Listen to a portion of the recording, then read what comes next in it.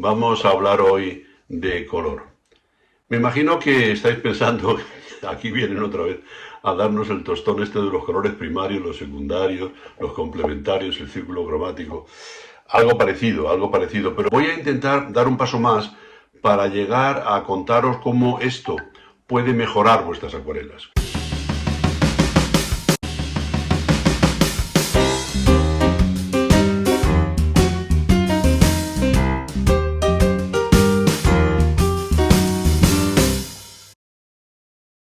¿Cómo podemos quitarle este aspecto que muchas veces presentan muchas de las acuarelas de los que empezáis, que son un poco apagadas, que tienen poco brillo sus colores y no sabemos exactamente por qué?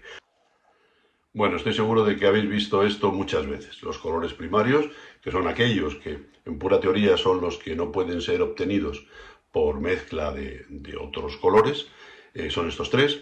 Y bueno, pues constituyen la tríada maestra de primarios que mezclados entre sí dan lugar a los secundarios, etcétera, etcétera, etcétera. Lo habéis visto montones de veces y decir, vale, ¿y para qué me dan a mí ahora este rollo o de teoría de color? Pues bueno, vamos a ver, es que si entendemos bien esto vamos a poder ir dando pasos hacia que vuestras acuarelas sean más brillantes y los colores sean más luminosos. Bien, el siguiente paso sería a partir de aquí formar el círculo cromático. El círculo cromático es una herramienta muy útil en muchísimos aspectos. Ahora nos vamos a centrar en coger trozos de este círculo para ver físicamente qué es una gama. Una gama es ese trozo del círculo cromático que tiene un color y sus análogos, sus afines, los que están al lado. ¿Para qué son útiles las gamas y por qué quiero hablaros de gamas? Por una sencilla razón. Si nosotros tenemos que pintar algo, un elemento de un cuadro, de un cierto color, es mucho mejor pintarlo con su gama que con un color solo. Y en su gama vemos que en ese trozo de círculo cromático hay una zona más cálida y una zona más fría. Ajá. Vamos a hablar de lo que es frío y de lo que es cálido. Vamos a hablar de cómo yo puedo calentar un cuadro o una parte de un cuadro con una gama y por el contrario cómo puedo enfriarlo. Bien, ¿qué es un color frío y qué es un color cálido? En primer lugar, esto es un término absolutamente relativo. Un color típicamente cálido, como es, yo que sé, un naranja o un tierra de siena, es más o menos cálido dependiendo de cuál tenga al lado. Un azul, que es un color frío, es más o menos cálido según con quién lo compares. Hay azules más cálidos y azules más fríos, aunque todos estén dentro de la gama fría. Para ver si un color es más cálido o más frío, muchas veces usamos el círculo cromático. Esto da lugar a error porque siempre que nos acercamos, para entendernos, al azul estamos enfriando y siempre que nos acercamos al rojo estamos calentando, ¿verdad? Ya, pero es que en el círculo cromático puedo llegar al azul por este lado o puedo llegar al azul por este otro. Y en teoría, según esa teoría, de los dos procedimientos estaría enfriando, pero no es cierto. Si voy por este lado, estoy calentando. Y si voy por este lado, estoy enfriando. Teniendo en cuenta, como decía antes, que estos son términos relativos, yo creo que es muchísimo más fácil de entender si en vez de fijarnos en el círculo, nos fijamos en el espectro visible. Este es el espectro visible que todos recordamos que va del violeta al rojo. Por encima del violeta está el ultravioleta, que no es visible, y por debajo del rojo está el infrarrojo, que es cálido, que es radiación térmica, quiero decir. Son esas radiaciones que se utilizan en lámparas de infrarrojo para calentar cosas.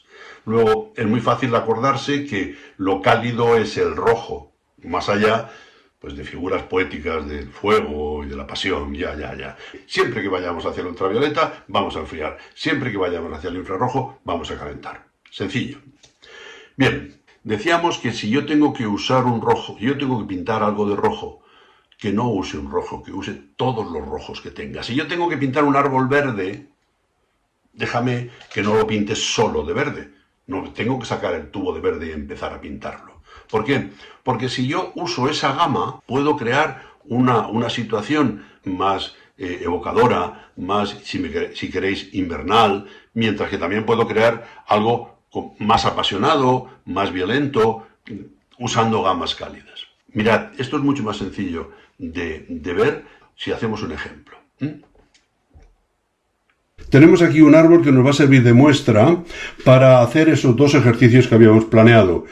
Bueno, tengo aquí dibujados dos árboles para poderlos hacer del modo que veníamos comentando, trabajando una gama. Es decir, si yo tengo que pintar un árbol verde, puedo tener la opción de coger un tubo de verde y pintarlo de verde, punto. Sí, le puedo dar valores tonales, puedo darle más claro, más oscuro, pero siempre será el mismo cromatismo. Sin embargo, si seguís mi consejo de pintar con una gama, es decir, con ese verde y todos los que hay a su lado, el resultado será mucho más rico, muchísimo más rico. Y es más, yo puedo dar diferentes versiones de ese verde. Puedo estar en un verde cálido o en un verde frío. Puedo pintar un árbol con dos espíritus diferentes. Y ya vamos al caso. Empezamos. Voy a usar como color base el verde hooker, que es un verde hierba, un verde medio que no se mete con nadie. Voy a intentar hacer este frío y este cálido. Bien, para pintar un verde yo siempre aconsejo que se dé una capa de amarillo básico, porque si no el verde no funciona a mi gusto demasiado bien. Este verde, que va a ser el verde frío, voy a usar un amarillo de base frío, no es un anaranjado para entendernos, sino que está más cerca del Nápoles. Bueno, aquí me ha salido un poco más cálido, lo voy a bajar. Bien, esto sería la base amarilla para pintar el verde. ¿Qué voy a hacer? Pues que los verdes van a trabajar en la zona más fría y las sombras las voy a dar con azules. Ahora, como el color base va a ser el hooker, bueno, pues voy a pintar con verde hooker. Voy directamente ya a empezar a que este amarillo vaya cogiendo el verde hooker. Hay zonas de luz de arriba que las voy a dejar sin pintar, y aquí también voy a marcar bien estos dos volúmenes, sugiriendo que por aquí habrá más sombras. Ya tengo un verde de base, ya tengo vamos a dejar secar con esa base amarilla y vamos a ir empezando con el de al lado, con el otro. El otro, el que voy a pintarlo en una gama cálida. Voy a coger el verde apoyándome en una gama más cálida. Lo primero que hago es pintar el amarillo de base con un amarillo que ya veis que ya es más cálido, que tiene algo más de naranja, y que lo voy a dejar ahí de base. Eso significará que cuando dé aquí mi verde hooker voy a entrar más en verdes olivas. Bueno, muy bien, pero veis que me estoy yendo a una zona de verdes. ¿Os veis? Ahora meto ya el hooker.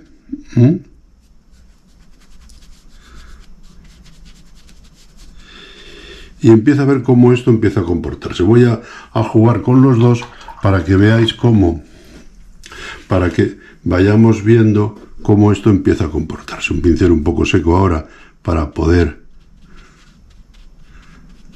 difuminar un poco.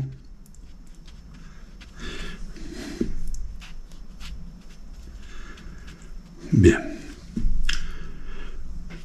Vuelvo con los tonos que teníamos y ya estoy constituyendo aquí ya con el verde y con estas tierras, tierra de siena.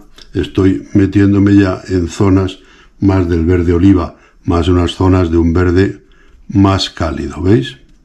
Vamos a dejar que esto vaya secando y mientras va absorbiéndose ese papel, vuelvo al anterior, donde por el contrario, en vez de meter ahí tierras de siena para las sombras, aquí voy a empezar a meter ya azules para las sombras.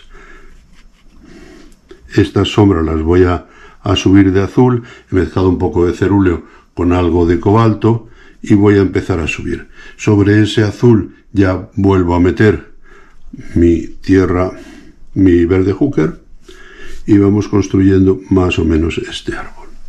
Veis que las las dos construcciones de árbol son diferentes, absolutamente diferentes, mientras que una, cada vez que empiezo a meter valores tonales, estoy usando colores fríos, en la otra, cada vez que empiezo a poner valores tonales, estoy usando colores cálidos, con lo cual esta mezcla ahora en húmedo va a ser muy sugerente. Vamos a dejar secar esto y dentro de unos minutos volvemos sobre ello. Veis que aquí en esta sombra potente voy a meter sin miedo un ultramar.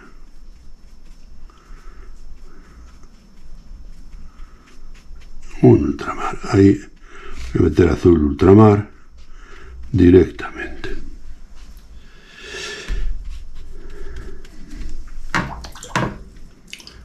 Algo de Hooker y vamos enfriando esta mezcla, y llegando a las zonas oscuras con azules, sin miedo.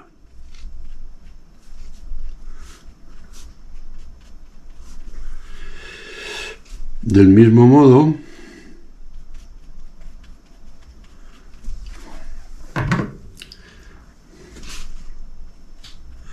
poco más de Hooker y vamos ganando en sombras ya con este verde. Aquí vamos a hacer lo mismo, ya esto ya está medio seco, vamos a dejar que evolucione y que veamos cómo esto funciona. Mientras seca voy a darle aquí un toque para que veamos de un verde cálido que es Tierra de Siena con verde. Y aquí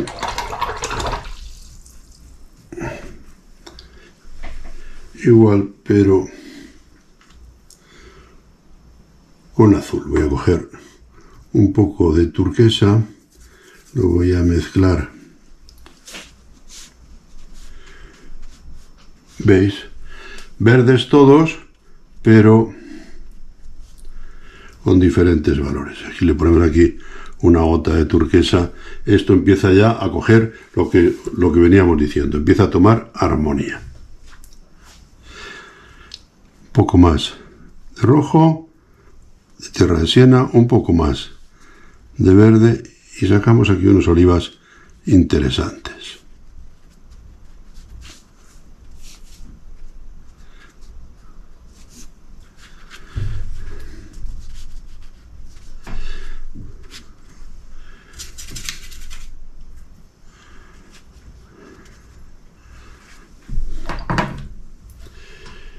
Muy bien, dejemos secar.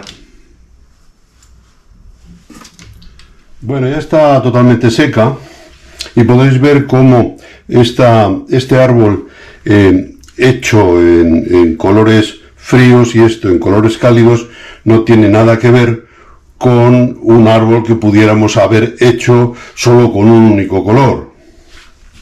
¿Veis? Aquí vemos este árbol que he pintado solo con verde Hooker y que, claro, aporta bastantes menos valores que estos dos según habíamos visto, ¿veis?